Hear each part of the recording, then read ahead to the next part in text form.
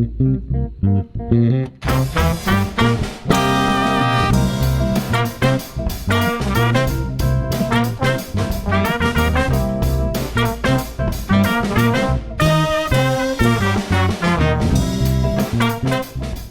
I'm Ted Haftagaber, founder and producer of Live Talks Los Angeles. Thanks for joining us. Since we started over a decade ago, we have brought you hundreds of conversations with storytellers, writers, actors, musicians, humorists, chefs, and thought leaders in business and science. You can watch and hear most of these in our YouTube channel and our podcast. For details, visit livetalksla.org. And now, here's the show you've tuned in to see.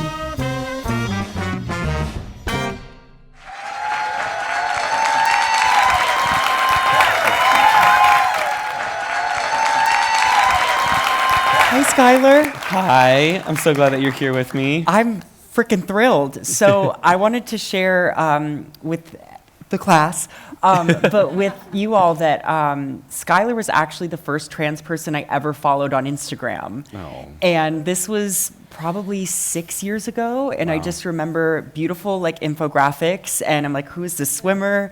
And it was at a time where I still felt so small in my transness and so scared. And so I want to thank you for being a light online and have continued to be, and now it's in this book. But Thank you you. have been such a gift to now know you personally and to have you as a resource over the years. And now this book is a resource for so many other people. Thank you so And much. I wanted to know why you decided to write this book and why right now. Yeah. Well, thank you so much, Dylan, and it's a pleasure that you're here, and I'm really excited that you all are here, and for the folks back home, thanks you for joining us. I wrote this book because, well, there's like the silly reason, which is that everybody was asking me the same questions, and I got tired of answering them. Yes. And so now, instead of asking the questions, we can read the book.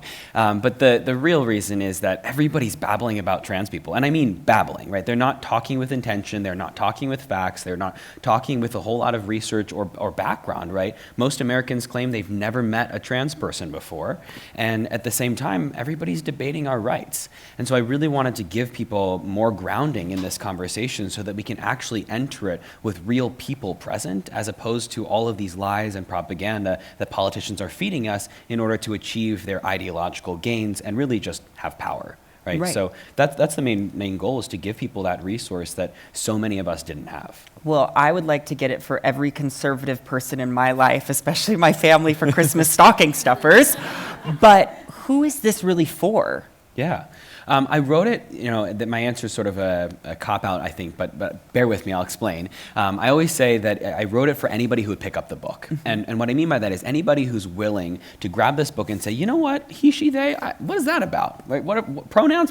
He, she, they? I want to know more about that. Right? Anybody who has that inkling, I think can learn a lot from the book. And then my hope is that then they'll take that to those people that would never pick up the book. Right? And so it's really for allies to be able to expand allyship and go beyond just those echo chambers where we're talking to people that already get it, right? That are already here. I want us to change people that are not here, that would never show up to a place like this, that would never pick up the book, that really do need to shift and to learn more about these conversations, right? It's also for trans people, and I wrote specifically many different times. You read it, you saw those little moments where I try to talk directly to trans folks because we also need to learn how to be allies for ourselves. Well, and speaking from this crazy year that I've had, I feel like I got labeled as this activist without being ready for that. Sure. And actually reading this, it gave me like concrete like facts and things that I can share with people. And I think so for any trans or non-binary person, just to have this as like a little toolkit in the back of your pocket feels, you need a big pocket for this specific book. But I also wanted to ask, because the book feels very twofold. You've got all these facts and information, but then also personal anecdotes. Yeah. And I wanted to know what was more difficult for you to tap into. Was it the research aspect or was it the personal? I think they were difficult in different ways, right? The research part I was very stressed about, to be quite honest with you, because I do research in I don't know, waves, where I suddenly am doing all this research, and yes, I am in 4 research labs, but it doesn't always require me to be reading everything, so I do it in sort of batches, and I kind of did everything anew, and there were over 300 citations for this book, and that means I was reading quite a bit, and I was very stressed that I wouldn't pull in all the right research or that it wasn't the right citation. I had to redo all my citations. If anybody has ever written an English paper and not used a citation tool, then you'll know what I mean. So I think that was like logistically difficult, but the stories, I think there were many stories that I put in this book that I hadn't told before, especially the stories about my time on my team, right, being at Harvard on the men's team. I usually speak about that as a very positive experience, and there's a lot of really negative experiences that I shared, and that was new for me because I've given 500 plus speeches at this point, and so I've got used to sharing the same stories. But I tried to pull some ones that I hadn't shared before, and I think that pushed me to be vulnerable in a new way. Well, in a way, a book feels a little bit safer than maybe a speech or definitely online, because at least somebody has to, pay $20 to get the information before they exploit it. Right. And speaking of our personal journeys, we both share quite a bit online. Yeah. How do you decide what aspects that you do share, whether that's, as an activist or an educator, but specifically on social media? Yeah. That's been a big journey for me. I used to share a lot, and my account, probably when you started following me, was a lot of me sharing my daily life, right? Mm-hmm. It was like, I'm going to practice, or this happened at school, or even like, here's pictures of me and my partner, right? I used to share a lot of my daily life, and that's really all my activism was. I put quotes around it because it really wasn't activism, but rather me just sort of sharing myself with the audience. And I think that fit me at the time, but I grew over time to feel that was me giving too much of myself to the world. And I felt that I wasn't keeping enough for me. And you and I have had this conversation, I think, a few times about how do we hold and what do we hold for ourselves? So that's been a journey, a stumbling journey, where I've shared things and I've thought to myself, gosh, I wish I hadn't given that away, And so nowadays I'm very intentional about the things that I keep to myself. And some of them, it's not that they're particularly private. It's like, I don't know, the current YouTube obsession, which I'll now share with you, so I'll make it unprivate, but I'm very obsessed with little gadgets. You saw me pull out my little, I have a little tripod. This is so irrelevant to the conversation. But I have this little tripod that sticks to the back of my phone. It's a little magnet. It's so cool. Well, I used it to straighten my hair today because I needed a mirror. So it's useful, but this is my current YouTube hole. But I don't always share those kinds of things, and that means I get to keep something to myself. Now that one, not so much, but. Yes, and I think that people and followers often will take whatever they can get. And so when we're giving so much, but what I've learned as scaling back, even in my own content, has been like, they're just happy to see you if, as long as you're there in some way. And if you aren't there, then they miss you. And I think that's a beautiful thing, to keep some things for yourself. Yeah. It's been a journey to figure out what exactly, and I think one of the things I've chosen has been my relationship with my wife. And I shared that 9 months later after we gotten married, and people were like, what? And they were like so surprised. Well, yeah, and I do a Dylan Does Dating series, and I will actually have kind of waited to make the videos like for a few weeks after the date or whatever it would be, just because I'm like, I don't want to scare him off yet. Or you get to keep it to yourself for a couple weeks, Yes, just for a little bit. Okay, on a more serious note, just this week in California here, the Secretary of State's office cleared the way for 3 new anti-trans ballot initiatives to start collecting signatures, including one that forces school officials to essentially out trans kids to their parents, and one that would essentially block access to gender-affirming care. Yeah. What is up with all the legislation about transness right now? Help. Like what? Yeah. So one of the things I like to remind people is that the anti-trans legislation that we're seeing and that you might be reading about online, people often think about, oh, that's happening, in the Bible Belt. That's happening in the South. That's happening over there. That's not happening here. Yes, it is happening here, right? It's actually happening in the entire country. More than 44 states have introduced anti-trans bills. There were over 500 bills that were introduced just this year, right? All across the United States. Again, not only in the states that you might think would be the states that would propose this. And it's terrifying, right? And they're attacking us in every single potential format, right? The bathrooms, the sports, the healthcare, the children, censoring coming out, right? Censoring LGBTQ+ content. You can't even teach about it, can't even say, right? You all heard about the Don't Say Gay bill. The reason this is happening now, I think it's really important for us to think about why. It's not because trans people are a problem. It's because transphobia is a very effective divisive tool, right? If we can point the finger at me and Dylan or at any other trans person or transness as a concept, then we can distract away from the real problems, right?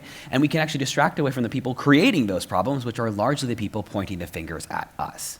And it's this very effective manipulation that plays on very base values actually that are good, right? So they say, we need to protect children. Awesome, we can get behind protecting children, right? But then they tell you, oh, gender-affirming care hurts children, and then they get the goal that they want, the outcome that they're looking for, which is ban gender-affirming care, which is really just furthering control and reducing bodily autonomy, right? But they're using protect women, protect children, protect women's sports. Okay, all those are great, but then they're lying to us about the things that are actually threatening, right? And then they're getting a lot of really horrible discriminatory laws passed. And I think we have to understand that. We have to get where these are coming from. We have to look at the context because, again, if we zoom out, it's not just about trans people. Those same states that are banning trans kids from playing sports or banning gender-affirming care, they're also banning critical race theory. They're banning teaching about Black History Month. They are restricting voting access, specifically affecting Black voters. They're restricting reproductive rights, right?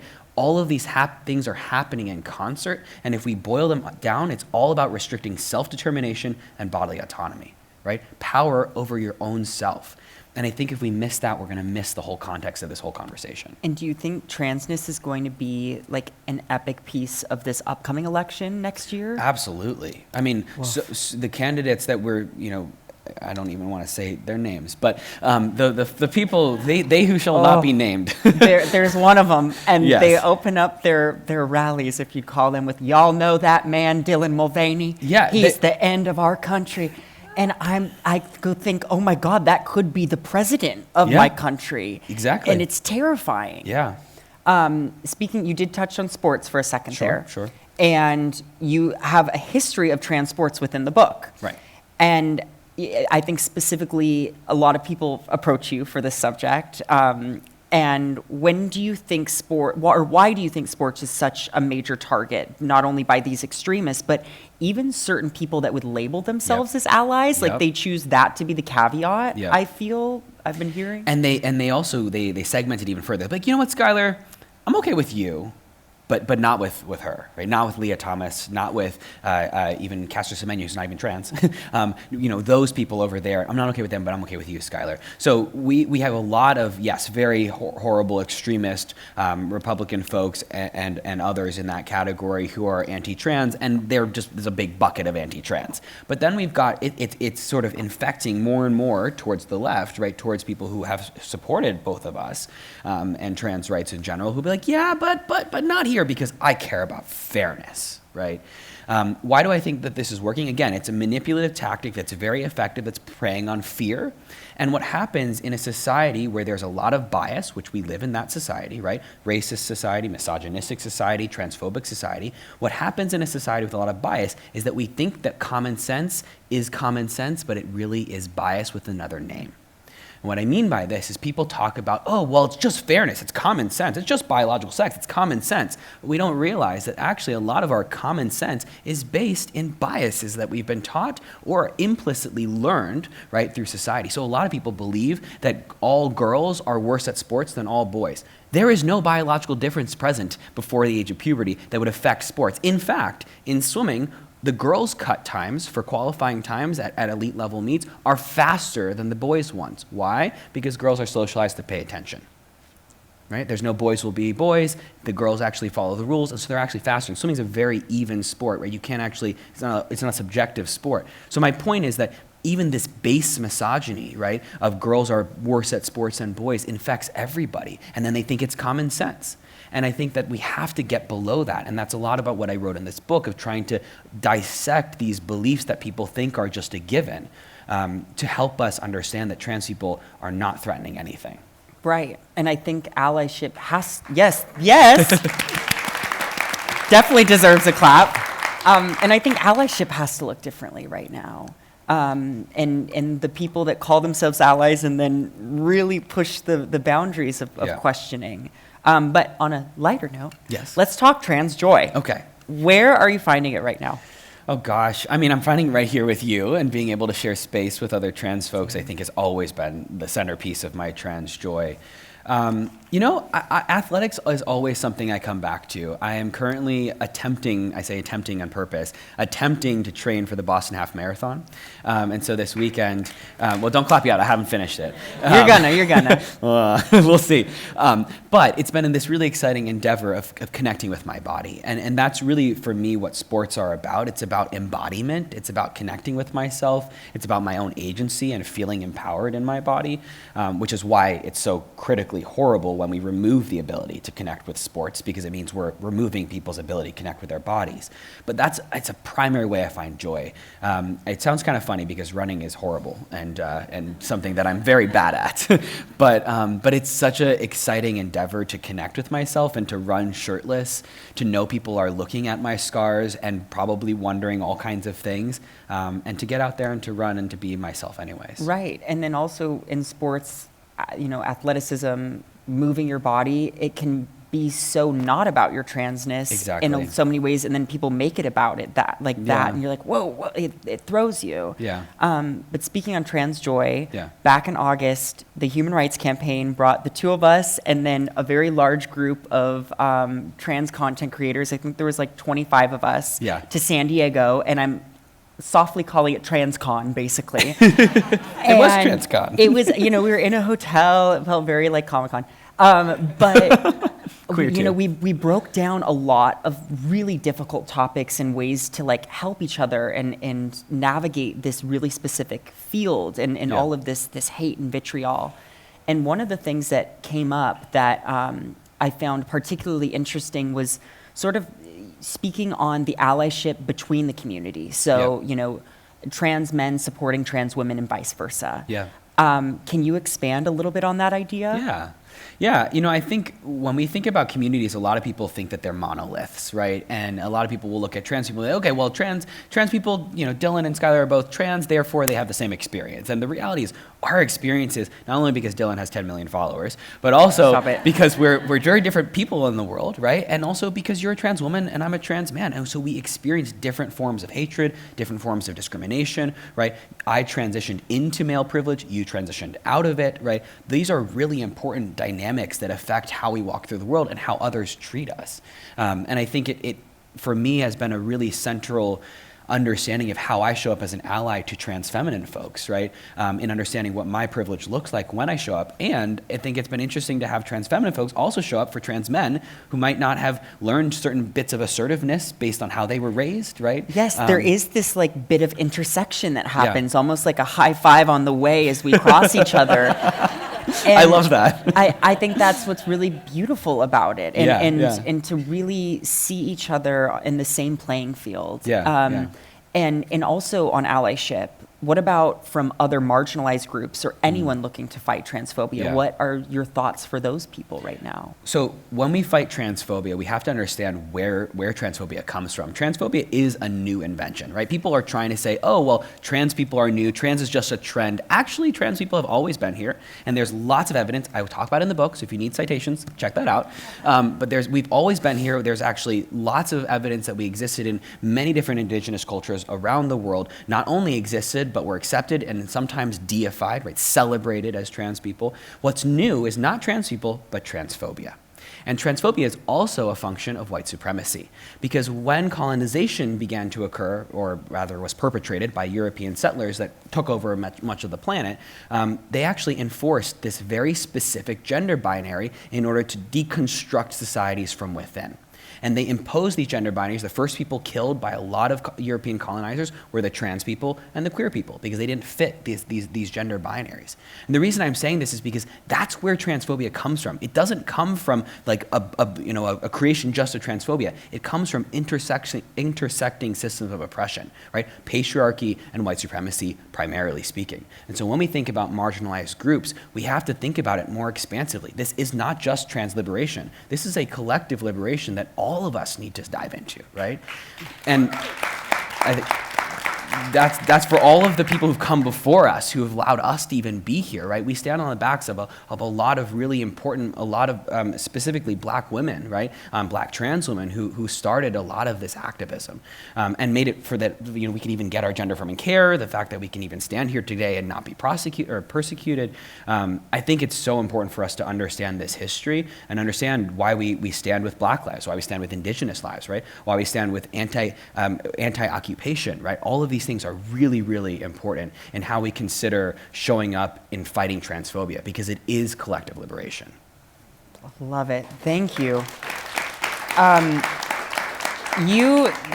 Sometimes it just feels like you got all the answers, baby. and I wish I felt that way. I still feel so intimidated by that having the answers. And so I often lead with this sort of approach of just like love and empathy and humanity. Mm-hmm. And I was listening to your podcast last night with Chelsea Handler, and it was amazing how you just approached anytime that she, maybe fudged something or a caller, or you just, you approached it with such a sense of compassion. And I wanted to know, how do you find the kindness with people who just don't understand, whether it's someone who does associate as an ally or maybe is deeply transphobic? Yeah.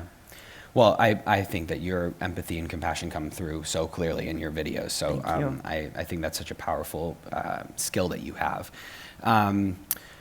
I think I am sometimes patient to a fault, and my wife will tell you that, because I'll get into fights with my dad and she'll be like, "You should have hung up an hour ago," but here you are.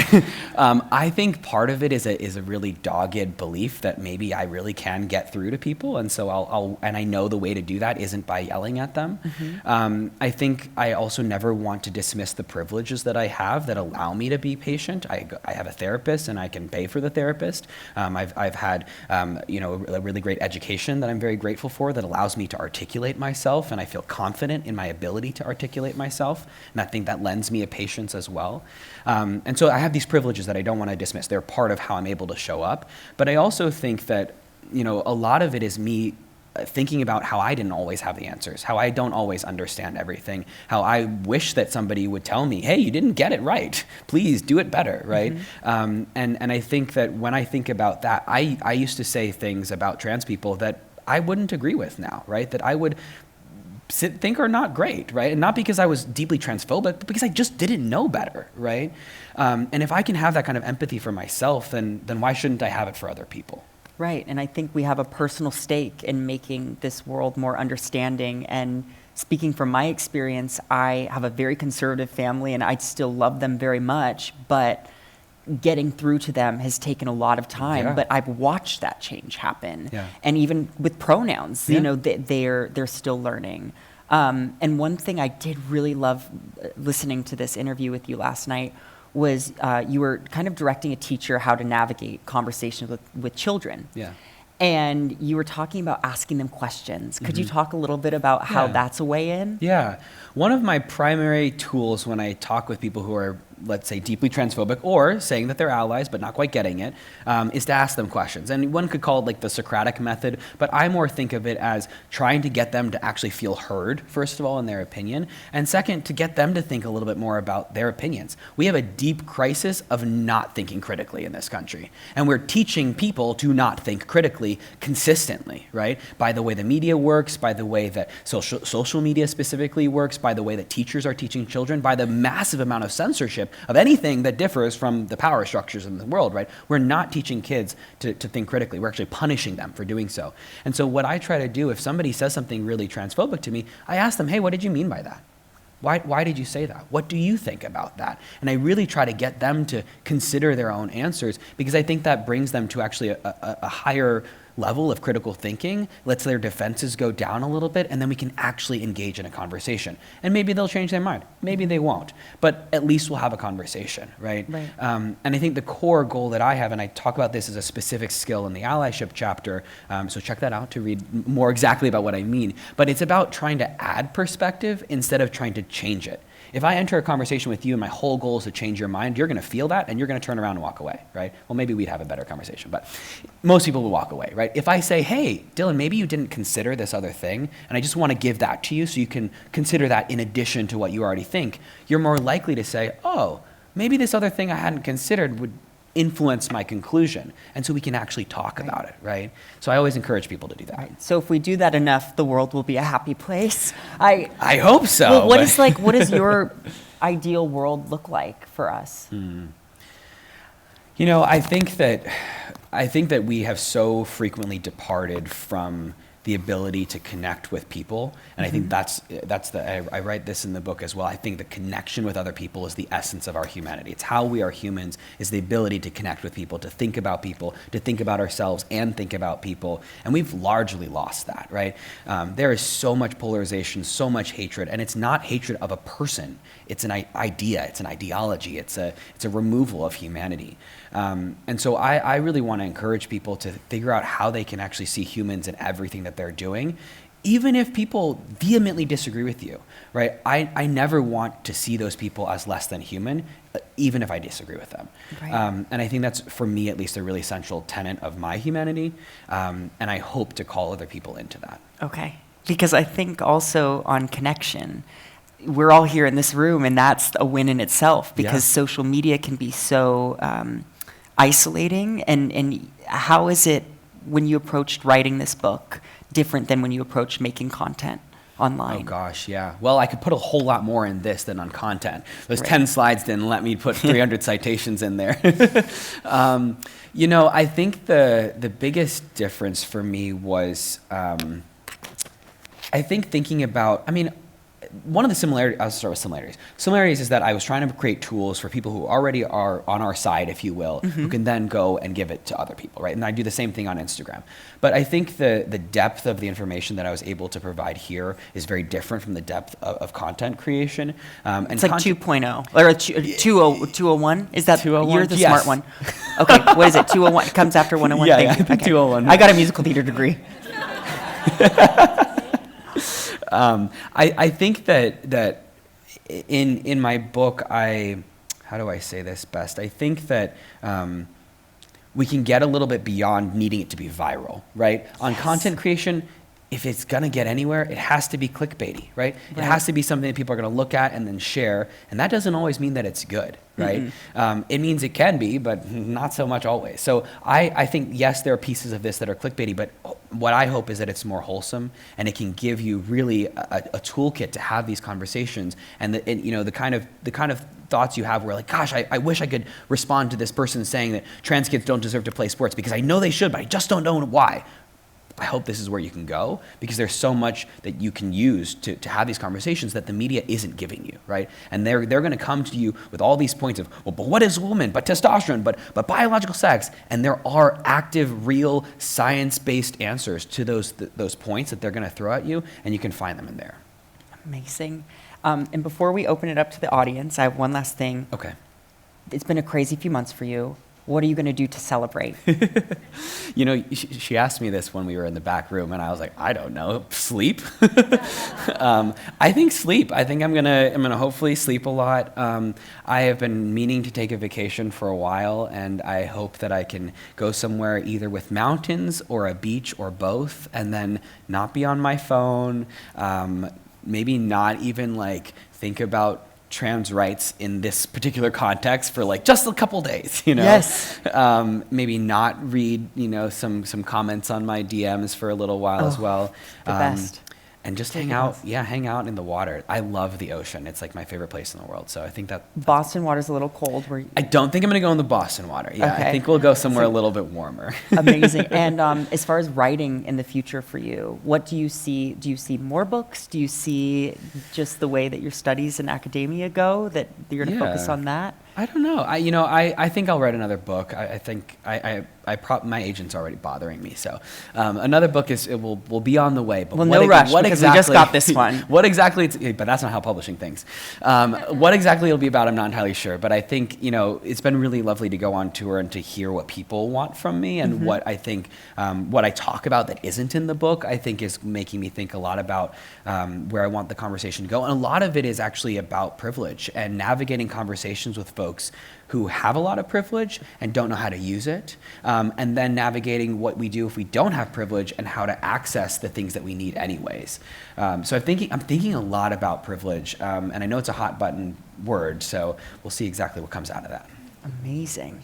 Shall we open it up to some questions? I think so. You can ask any question that you'd like of me. I will not speak for Dylan, but if you think the question's rude or offensive, if you don't know the right words to ask the question, I strongly encourage you to ask it anyways. We'll work through the language together. I'm not going to bite your head off. I promise you can ask any question. I offer this to a lot of different audiences. My favorite audience, kindergartners, and I have to remind you something about kindergartners in case you don't have one at home. Kindergartners have absolutely no filter. Okay, so today, access your inner kindergartner, have no filter. You can ask whatever you'd like, at least of me. Dylan says, okay. Sure. And we'll field it best we can, all right? Hi, thank you for taking my question. I'll get to the W or H in just a second, I promise you.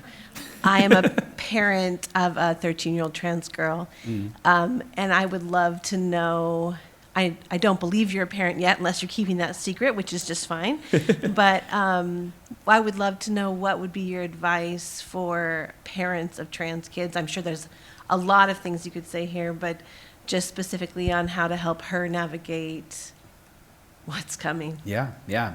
I am a dog parent, so don't know if the dog's trans, but I will respect it if it is. So I have two main things. There's lots to say, and I would definitely encourage reading the book because there's lots there too. The first is that I see a lot of parents give their kids their fears. And there's a difference between giving your kid your fear and teaching the kid to be cautious. Teaching to be cautious is great, right? We want kids to think critically about their decisions. We want them to be careful about what they do in the world. We want them to understand that the world's transphobic and could hurt them. We do not need to teach them fear, right? And a lot of parents mistakenly and accidentally feed their kids their fear and then boil the world in it. It's like, I am so afraid, so you can't do this, or I'm not managing my emotions, and so you feel this. And so many trans kids that I coach, that I have mentored, that I've been around, they are carrying this backpack filled with bricks, and those bricks are their parents' fears. It's not intentional, it's not mean, it's not trying to do that, but if you're not managing your own emotions, and this goes for all of y'all, by the way, who are parents, you don't have to have a trans kid to need to manage your emotions. Okay? Manage your emotions, but if you don't do that, especially with a trans kid, because of the amount of hatred and pain that's in the world, you're just gonna have them bring that home too, right? So teach them to be cautious and careful, but do not give them their fear, right? And definitely do not give them the fear about their identity. That starts to morph into shame, and that is a very harmful environment for that kid. So the way you protect against that, go to therapy yourself if you can, right? Talk to your friends, talk to your partners if you have them, talk about your feelings with others, and you can talk about it with your kids a bit, but you gotta be really careful with how much you give them, because those kids are really intuitive. They speak and they feel emotions so deeply, so you have to be careful with how much you give them, right? Because they're gonna internalize it all, and then they're gonna try to protect you from it. And that's the opposite of what you need to have happen, right? So that's the first thing. The other thing is it's okay for your kid to be confused, right? A lot of people are like, but I don't want my kid to hurt, but I don't want my kid to be confused, but I want this and that. You have a plan for your kid, and that's great. You need to throw it out the window, right? Parents are very, very commonly projecting what they want for their kid instead of letting their kid be their kid. And I think that it happens for trans kids, also y'all who don't have trans kids. It happens for y'all too, right? I think we need to really welcome all the complexity of a kid being a kid, which brings me to the last part of this, which is that your trans kid is still a kid. And I think we forget that. I don't mean humanity, that too, they're also human. But I mean more that if we forget that the kid is 13 or 5 or 6, we forget the developmental parts of what's going on. And trans kids are often adultified because we are actually often quite mature because we know about ourselves more than other people do, right? We had to figure our pieces of ourselves out earlier than a lot of other kids do. We had to grow up really quickly when the world began to hate on us. And I mean, Dylan, you grew up a lot in this past year, right? I've had to do that too in many parts of my life. So make sure you still make the kid a kid, right? Make sure you let them be, a tantruming 13-year-old and a moody 13-year-old and whatever have you, right? Because if we don't, we take away parts of their childhood. Right. I want to just say yes to that. I want to say thank you for being a cool mom, and that you being here is like the biggest win in itself. I will say, my agent gave me this advice that I think can be applied. Don't react, respond. Both my parents, I've come out 3 times, which is a lot. But hopefully that was the last one that just happened a little over a year ago. But both of them had these reactions that were not congruent to what they ended up feeling about me.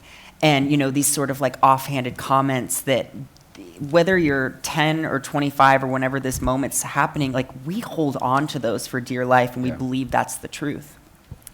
And what I've actually found with my mom specifically, because we had kind of a codependent relationship that felt unhealthy at times, was that when we're going to have difficult conversations, or if somebody has something to say, we first ask, hey, are you in a place for us to have a tough conversation? Or I notice if a conversation's starting to feel a little bit prickly, I'll be like, hey, I actually don't have the headspace for this. And so maybe it's having a conversation with your child that's like, let's, preface when we feel ready to have that, whether it's in therapy or it's, writing letters to each other, or maybe we need to have a week where we don't even talk about transness at all and we go to a water park. I don't know. But I like water parks. I love water parks. But I think, back to like letting a kid be a kid, I felt like I had to grow up so fast because I had that weight on my back. And even as an adult now, at least there was the freedom of, deciding something that isn't affected by a parent, but at the same time it still is because they're your parent. Yeah. So just thank you so much for being so cool, and I'm sending all the love to you and your kid.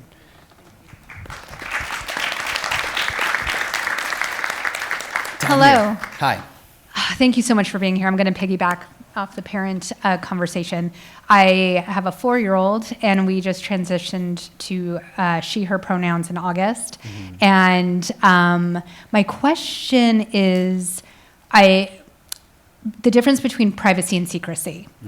And so I keep trying to, we're going to a gender specialist, we're doing all these things, and I ask people, so who should know about this and who shouldn't know? Because I fully believe that my child knows who she is. I don't think she's ready to be able to answer, yes, I am ready for everyone to know who I am and the repercussions of that later on. So how do I navigate not building up something in her mind, like right now, she and my older daughter, it's normal. There's just nothing. It doesn't have meaning to them in a negative way. So I don't want to instill that by saying, well, now we're not going to talk about it. Or, she still wants dad to say he. So there's a lot of like pronoun switching in our conversations, and we can't have that and still be private because people are wondering what's going on. So what would you say for those of us who are kind of navigating this with the young kids, if maybe I know that if you felt this way and as a young child, how do we navigate that with protecting their privacy without making it a secret? Yeah. I think that question is a difficult one, and I want to start with that because I want to honor that it is a tension, and I don't think there is one right answer. And I know that's not particularly helpful. I think it's frustrating, and I think you're going to, how do I say this best? You're going to make mistakes, you're going to fail your kid, and that's going to be part of parenting, and that's going to be okay, right? Because it's what you do next. It's what conversations you have once you've made those boo-boos, those mess-ups, those like things that don't work out, right? Every parent has made those, and it's the fear of making them that sometimes actually forces people to do things that they didn't mean to do because they're not sort of understanding, hey, I'm going to make mistakes. I'm just going to do my best. I'm going to make mistakes. And when I make mistakes, I have to say, oops, I made a mistake. The biggest mistake parents ever make, in my opinion, is not saying, whoops, I made a mistake. Instead, digging their heels in and saying, nope, that was what I had to do. That's the best I can do. No. And they sort of harden around it. So the first is an acceptance. You're going to make the wrong decision at some point, and it's going to hurt your kid. You are going to hurt your kid. And that's going to be okay because you're going to then love them anyways, and you're going to show them that you can walk through that pain, right? That people who love each other hurt each other on accident all the time. And that's okay because they're going to build a relationship that's going to sustain that. That resilience is actually much more important. I'm talking from like a developmental psychology standpoint. That's more important than just never making mistakes, right? Families that never make mistakes made a lot of mistakes. They just don't talk about it. And that, again, is the biggest mistake. So that's the first thing. The second thing is, I think, I know that a lot of people think that young people can't make decisions about what they do or don't want to share, and that they can't provide consent for those kinds of conversations. And I still think it's important to ask them, hey, do you want to talk about this with your friends? Do you want people to know that your pronouns used to be this and now they're this? Do you want to share that? Because great, let's talk about how you have those conversations. Okay, if you share that, so-and-so might ask you, but this, and how do you think you're going to have that conversation? Do you want help with that? Do you want, mom to have those conversations before you're there so that, there's a preempted conversation? What do you want to do? I have seen clients that are 5, 6, 7 years old. They are very articulate. They know a lot about what they want in the world, and they will tell you if you ask them. So I think it's actually important to ask these kids what they want and then listen. Right? And if you're not going to listen to what they want, tell them why. Hey, I'm not going to have that conversation right now because if we do, I'm worried that people are going to be mean, and I don't want you to be in that position to have to defend yourself just yet. So we're going to wait until next year, right? But I will say, when you tell them, no, you cannot share a part of yourself, be very careful with how you have that conversation, because that starts to be secrecy, even if you don't mean it to.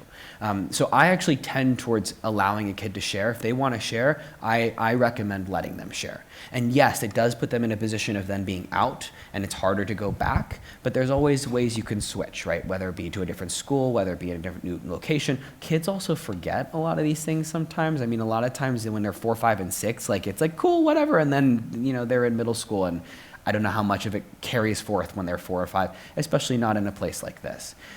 So at the same time, it's better for them to have to deal with bullying from the outside than secrecy at home, right? And so I always have people consider the differences of, do you want a kid to feel bullied outside of the home, or do you want them to feel bullied in home? Because they should always be able to come home and have that be safe.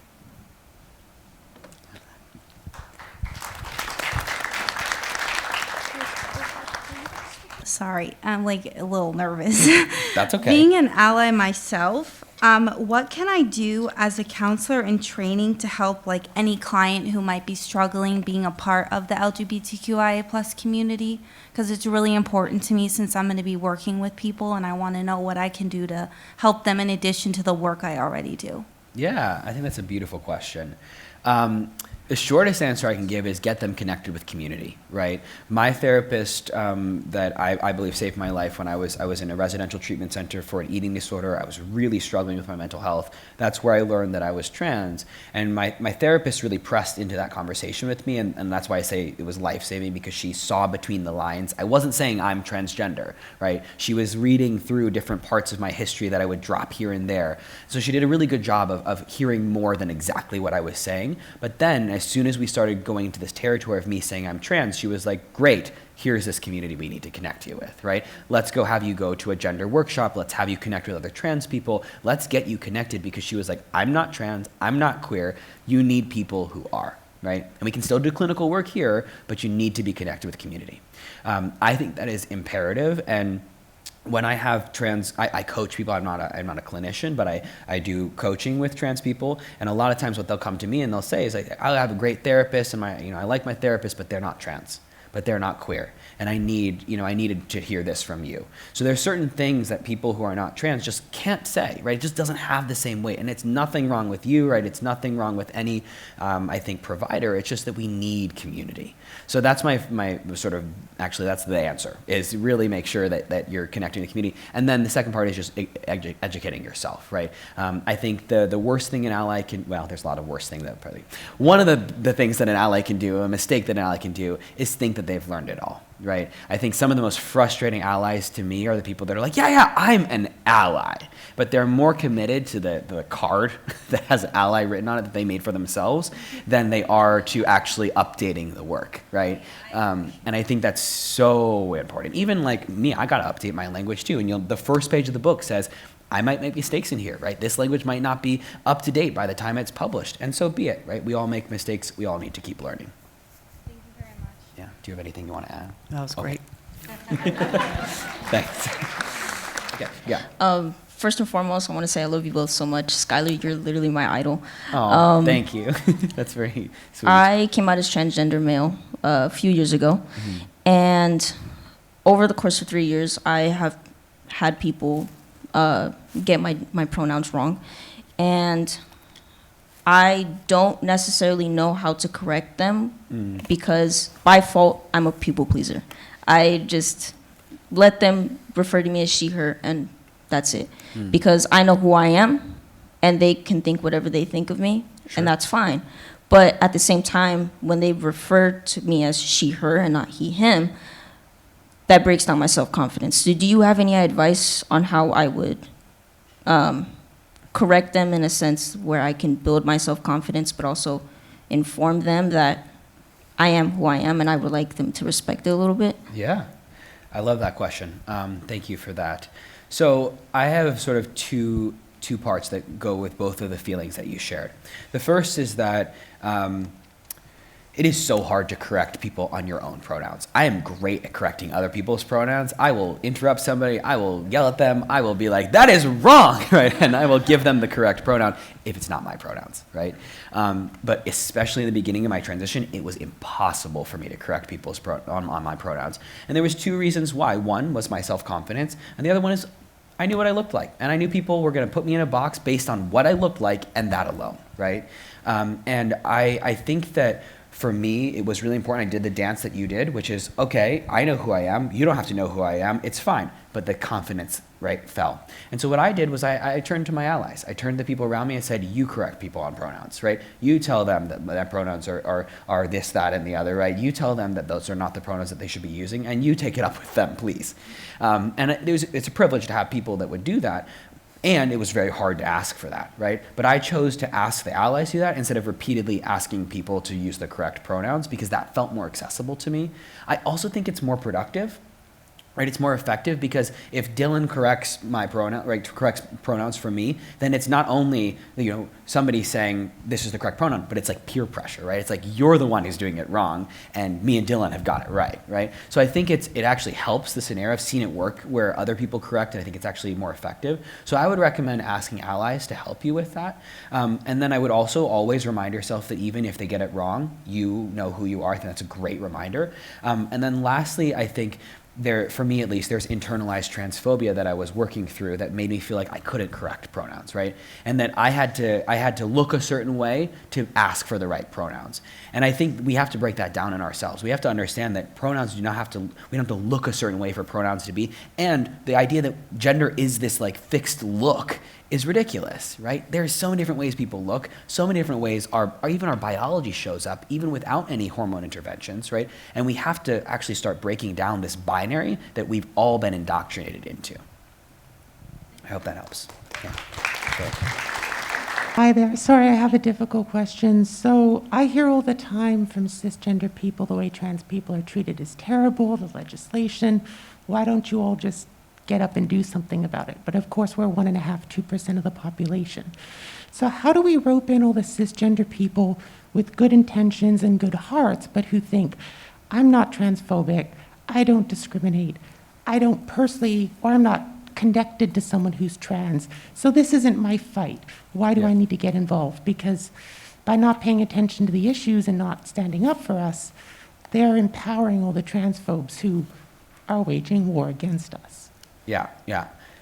So the reason I'm opening my book is because there's a chapter, chapter 9 specifically. It's titled "So You Think You're Not Transphobic," and that is a chapter for all those people that you just named. Because if you think you're not transphobic, you're wrong, even if you're trans. All of us have been steeped in this culture, this really deep, really vicious culture of transphobia. In the same way that we all hold racial biases, we all hold fatphobic biases, we all hold colonial bias, right? We all hold these very deep-seated white supremacist bias, right? We have these biases, transphobic biases being one of them. And Dylan and I, we've had to undo our own transphobic biases against ourselves, right? And then against other people too. So if you think you're not transphobic, you are lying to yourself or you're denying reality, right? You're not looking deep enough. And I don't say that to attack you. I say that to call you in, to invite you into this conversation because we have to dissect that. And I'm constantly trying to figure out where are my biases. I want to know where they are because if I don't know where they are, I'm going to act with them. And I want to act in spite of them, right? That's what radical acceptance to me is. It's saying, yes, this is here. I do have bias. How can I act in spite of them, right? So to the people who don't think that this is their fight, then they're also denying themselves their own gender, right? We all have an experience with gender. It's not just trans people. It's not just us. We have gender and cis people don't, right? I read this thing that was like, some kid was like, I'm not gonna date no girl with no pronouns. What? Like, the point was trying to say, I'm not gonna date trans people, and they said, we're gonna date people with pronouns. So my point is, we all have pronouns for the most part. Some people don't like to use them, that's fine, right? But we all have an experience with gender. And what that means is we have all been limited by gender as well, which means transphobia actually hurts everybody. And if we miss that, then again, we miss that this is everybody's fight. So if you're sitting this one out because you think it doesn't affect you, you're wrong.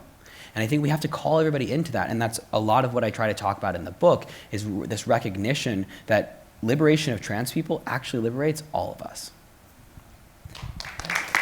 And I would add, as far as like trans people trying to grab allyship and find it, I've found a lot of success with people maybe not specifically talking about my transness, but some other aspect of my life. So whether it's like our shared love of fashion or Twilight, or, you know, something that can connect us where there's like that personal bond, and then they do feel like they have a direct stake in my livelihood and my well-being. And I've found that, especially with like now being in this, you know, industry of Hollywood and seeing all these really powerful people and making them want to use their platforms for change, it's been kind of going like the long route, which is like having them fall in love with us as humans, and then them realizing that they need to protect us as trans people. So that's my 2 cents. I, as somebody who's like a way younger trans person, probably the most youngest in the room, I'm just kind of curious about like your medical transition, like what was like post-op top surgery like, or like what were the changes that you went through when you were taking HRT? Yeah, thank you. Well, you can do a really fun game and go on my YouTube and see me actually go through the changes and see me looking like a baby, if you really want to. Top surgery was one of the best days of my life. I was so thrilled when I woke up from top surgery.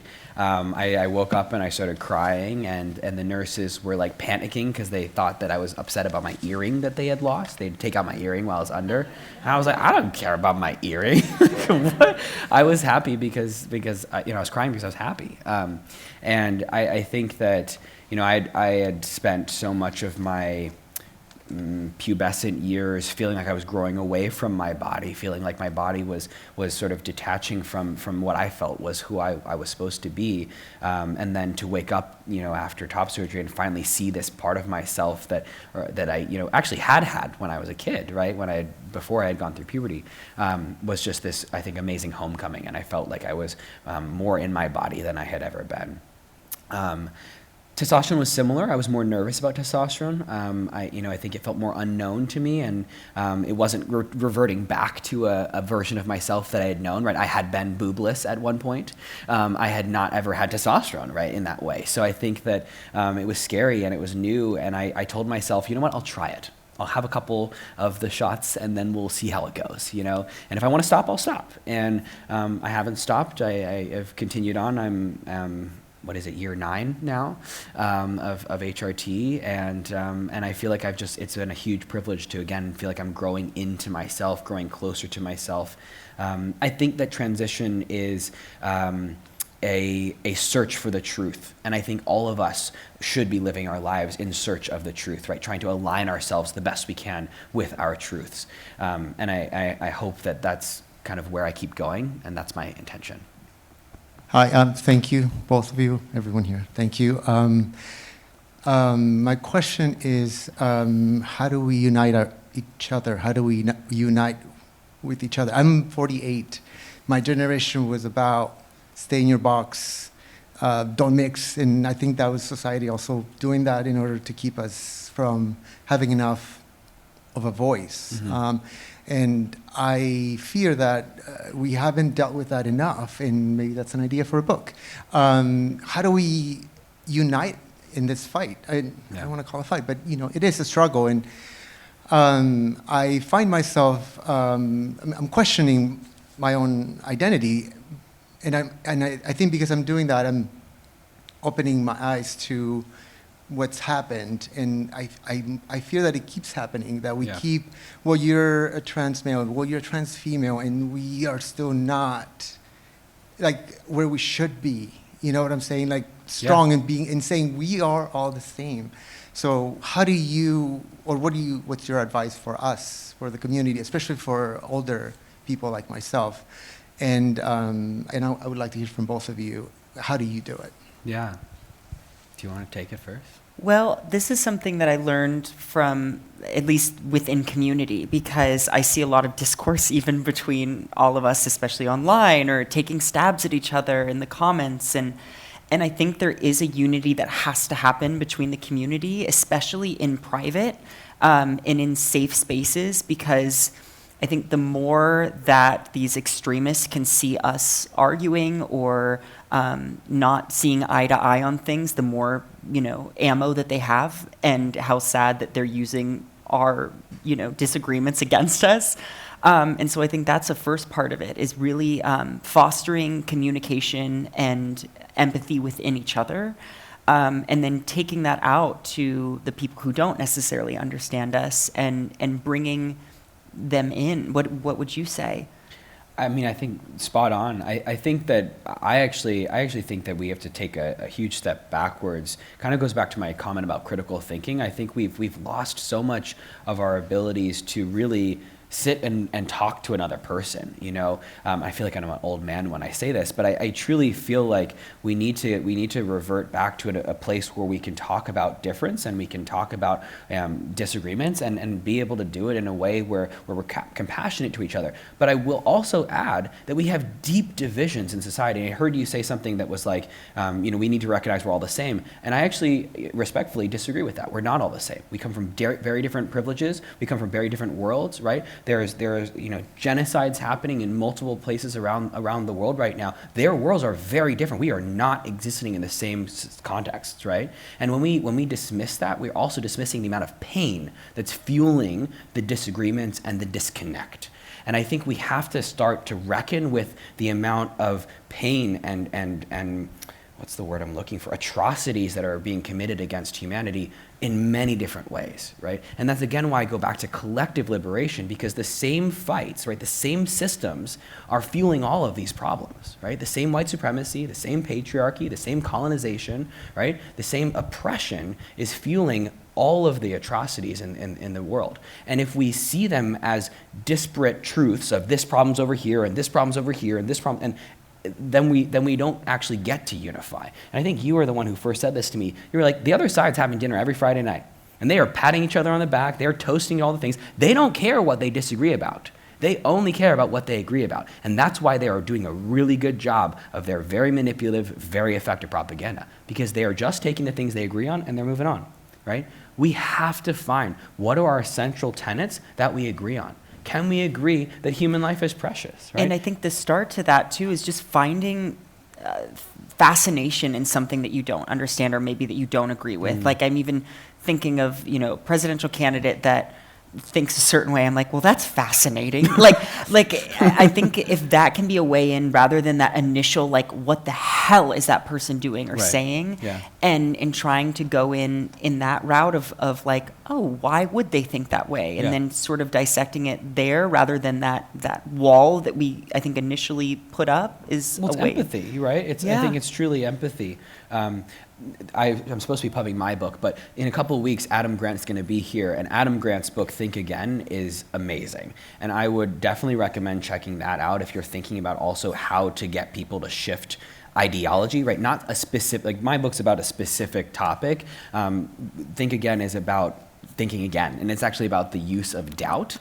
So I'm not, again, sorry, don't tell the publisher, but if you want a book that's really about like thought processes, that's a really good one. I'm non-binary, and I'm a college student. I'm studying counseling and applied psychology right now. I have a lot of experience in childcare, but I've encountered a lot of difficulties, which haven't stopped me, but made it harder to advocate for myself at work. And usually the excuse from my employers is that parents want to educate their kids, and that parents don't want their kids finding out these things at camp or at school, which I've always said, I'm not the only trans or non-binary person they're going to meet. Sure. They're going to go out in the world. I'm just one person. I'm wondering if you've had that same experience and how you kind of navigate what to responsibly share in, like, as an educator and a mentor. Yeah. So I think the short question that you're asking is, what do we do about trans and queer people constantly being called groomers whenever we talk about LGBTQ plus identity around kids, right? And part of my answer to that question is that we can't always control the narrative. Some people are going to think that it's just horrible to talk about queer and trans identity with kids, and that's what they're going to think. What I always like to remind people, and sometimes I do it in like a Socratic method, again, asking them questions. Well, what messaging did you receive about gender? What messaging did you have about, marriage and relationships and what have you? And we'll actually learn pretty quickly that most cis people, so people who are not trans, most straight people, people who are not queer, they love sexualizing children. They do it all the time. Oh, he's going to be a little heartbreaker to a 4-year-old, right? Oh, we got to watch out for those boys to the dad of a daughter, right? Of a 4-year-old, right? We do this all the time. People are all the time sexualizing kids, and they're like, but we don't want to talk about sexuality with kids. No, they just don't want to talk about queerness with kids. They also have no problem with gendering people. They gender things all the time. This is boys' toys. These are girls' toys. These are, boys' clothes. These are girls. They don't have any problem with that until it's about trans identity. So what I like to remind people is actually there's no like shortage of gender and sexuality education for kids. It's just indoctrinating them into thinking there's only one method, only one way, only two genders, right? And I think we have to actually get people to start to expand their understandings so that they can understand that nobody's indoctrinating kids with queer and transness. They're just saying, hey, there's a full breadth here. Let's actually give them all the options. Let's have them understand all the things that are present so they can make educated, informed decisions about who they are, right? Not that we decide to be trans, but rather who we decide to share with the world. But I think that's sort of the shortest answer I can give. That was amazing. I'm going to share a quick little story and then we'll wrap up, okay? All right, the thing I want to end on is we haven't touched a whole lot on racial identity. I'm half Korean, maybe some of you know that. My grandmother is also Korean, hence me being Korean, and she's actually North Korean. And this is a really important part of my history because right before the Korean War broke out, she and her family, she was 13 years old, she walked from North Korea in Pyongyang, the capital of North Korea, it was Northern Korea at the time, to Seoul, to South Korea, to escape the invasion, essentially. And she walked with her mother and her sisters, and then eventually she had my mother, and then my mother had me. I say this, there's a very strong womanhood that I'm birthed from, that carried me from North Korea to South Korea, all the way across the oceans to here. My grandmother's also Catholic. Very Catholic. If you know anything about immigrant Catholics, they're a special brand of Catholics. Now that my grandmother can go to Zoom Mass, she now goes multiple times a day sometimes. So very Catholic immigrant grandmother, right? I'm trans, in case you forgot. And coming out to her was probably the most terrifying thing I've ever done. And when I was figuring out how to share this with her, I was stumbling through language as well. So there's a little bit of a language barrier. So I was looking up transgender in Korean. Turns out the translation is transgender, just said in a Korean accent. So it sounds like turensu chento. Gay, just to give you another example, is gay-y. Which wouldn't help at all. So instead of translating my coming out, I explained what it meant to be trans. I said, Harmony, grandmother, I'm telling you this because I love you, I respect you, I desperately hope that you're going to understand and stay in my life. My mom and I went to go read her this letter, and this had been building up for months. I had spent so long trying to figure out how to tell her this, and I had actually come to the conclusion that it wasn't going to go well. I was very, very pessimistic. I thought that she'd throw me out, that she wouldn't talk to me ever again, and there was like a maybe it's going to go okay, but we're pretty sure it's going to go horribly. So my mom and I show up at her house. It's my grandfather, my great aunt, and my grandmother. They all live together. I read them this letter in which I've explained that I'm trans. I end with I love you, and then I wait. My grandfather, he's the first to react. He begins a slow clap, like an old man clap, And he goes, so, you come out of closet now. It's like, harabaji, what? You barely speak English, and you have the words coming out of the closet? Where did you get that? He goes, oh, congratulations. So we got a good reaction from harabaji. I'm waiting for Harmony, my grandmother, because she's the matriarch of the family. My great aunt gives me a squeeze on my hand. She gets up to make tea. Her love has been communicated. My grandmother looks at me. She's got this really stern look on her face. She's like, I knew that. I was like, Harmony, I didn't know that. What do you mean you knew that? She's like, I knew that. Okay, so I have 2 grandsons from your mother. That's fine. My mom starts to tear up and cry, and I'm getting there, but I'm also like, what is going on here, folks? This is a little too easy. There's got to be a catch. What's going on? So she launches into this discussion of how it's normal that I'm trans. All these things made me trans. She's like, oh, you have boy hormones. I'm like, Harmony, I don't have those. That's actually kind of part of my problem currently. She's like, oh, okay. So she goes through all this. She's like, all right, you can be a boy. You can be a brother. You can be a husband. She's like, oh, you can be a doctor now? It's like, okay, we'll have to come back to that one, Harmony. She says you can be a man, but in Korean culture, it is the daughter's responsibility to take care of the parents. And your mother has no daughters. It is still your responsibility, Schuyler, to take care of your parents. So I, of course, agreed. This was her one stipulation. I said, absolutely.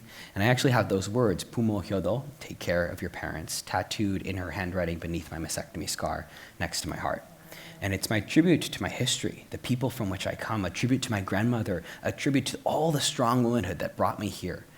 It's also a tribute to the daughterhood that I was assigned, never truly identified with, but the duties of which I'll fulfill. I share this always to close. It's also at the end of the book with a little bit more, so there's more there. You can read it again. A couple extra pieces of the story. But I always share this to close because I think it really illustrates the power of that unconditional love, that sometimes people do surprise us, right? They take those extra steps. My grandmother had every excuse to not love me, right? To not stay in this fight, right? Language, generation, age, culture, religion, and yet she said, I love you still. And if my grandmother can do that, I think anybody can.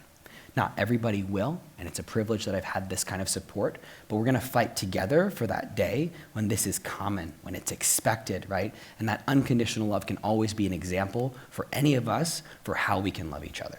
So thank you all so much for coming.